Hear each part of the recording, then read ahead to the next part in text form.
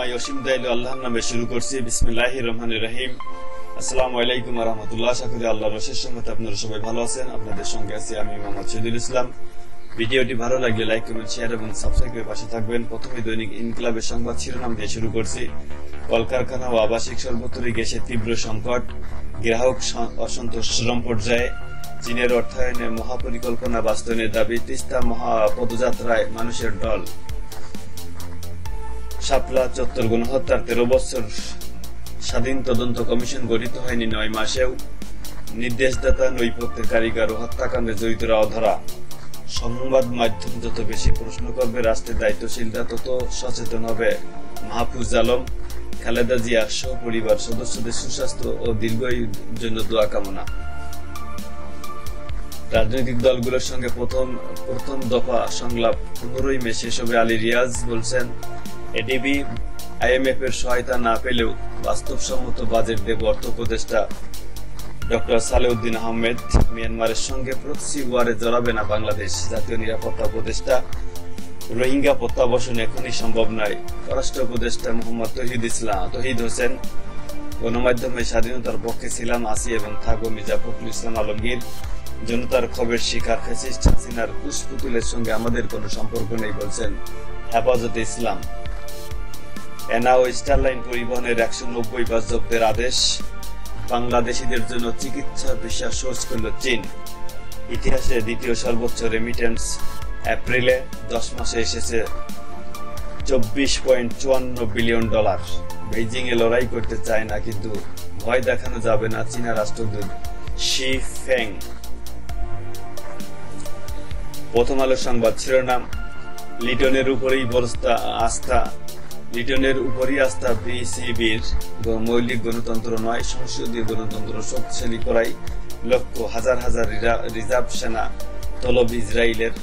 Mash অ্যাপে বাজিমাত পারভেজের। Sweden নিয়ে চুক্তি হয়নি। নতুন করে আসা 1,18,000 রোহিঙ্গার নিবন্ধন। গণতান্ত্রিক শাসন ব্যবস্থা কার্যকরের দরকার, গণমাধ্যমের পূর্ণ স্বাধীনতা। জাতিসংঘে যাচ্ছে পাকিস্তান, নদীর পানি কমিয়েছে ভারত, সোনার দাম বাংলাদেশে সবচাইতে বেশি। মানব জমিনের সংবাদ শিরোনাম, কেন খালেদা জিয়া বিমানের ফ্লাইটে আসছেন না? স্বাধীন গণমাধ্যম ছাড়া গণতন্ত্র প্রতিষ্ঠা হবে না। হেফাজত থেকে নির্বাচন করতে চান যারা, অনলাইন জুয়ায় নেশায় সর্বশান্ত।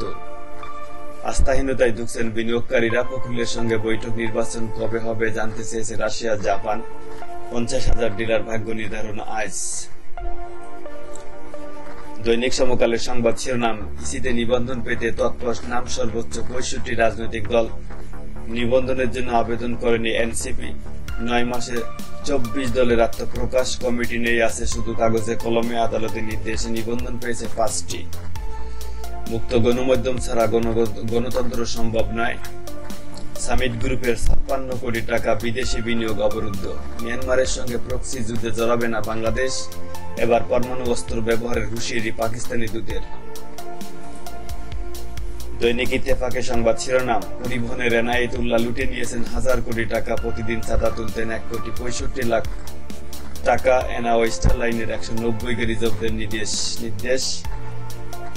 ইঞ্জিন সংকটে 70টি ট্রেন বন্ধ। বন্দরে একে অপরের জাহাজ নিষিদ্ধ করল ভারত, পাকিস্তান।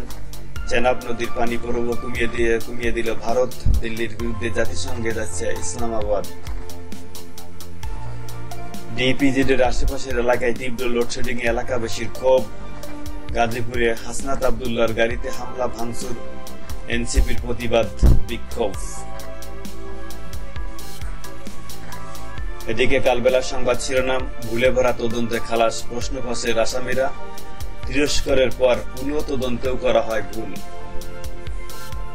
হাসিনাকে খুশির প্রকল্পে হরিলুট। বঙ্গবন্ধু মডেল গ্রাম থেকে শুরু করে যেখানে যা হয়েছে সব হরিলুট। চোরাই পথে আসা ব্যান্ডউইথ ব্যবহার বন্ধের নির্দেশ। ইসরায়েলের প্রধান বিমানবন্দরে হুতিদের ক্ষেপণাস্ত্রের আঘাত। প্রতিশোধের হুমকি নেতানিয়াহুর। ভারত পাকিস্তান কি যুদ্ধ থেকে পেছাতে পারবে? অবশ্যই পারবে, কেন পারবে না। গাজীপুরে গাড়িতে হামলা, হাসনাত আব্দুল্লাহ আহত। প্রতিবাদে বিক্ষোভ, আটক 2 জনে পর্যন্ত। নিরাপত্তা উপদেষ্টা রাখাইনে মানবিক করিডোর নিয়ে চুক্তি হয়নি এখনো। গণমাধ্যম ছাড়া গণতন্ত্র সম্ভব নয়।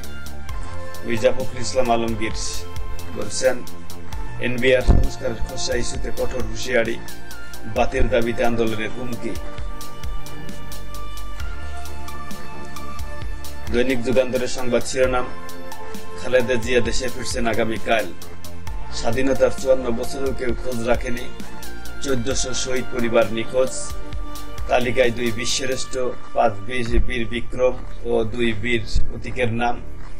গেজেট ঘেটে তালিকা প্রস্তুত। আত্মীয়ের খোঁজে নির্দেশনা যাচ্ছে মাঠ প্রশাসনে।